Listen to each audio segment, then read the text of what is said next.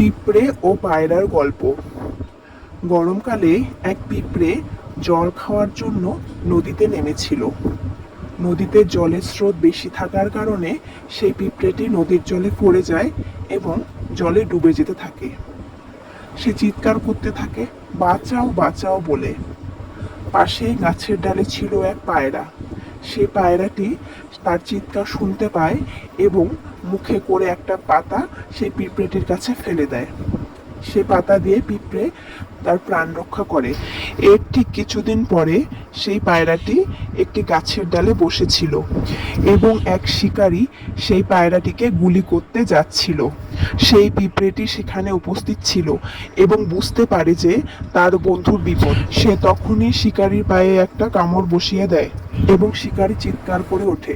পায়রা সমস্ত ঘটনা বুঝতে পারে এবং সেখান থেকে সে উড়ে চলে যায়।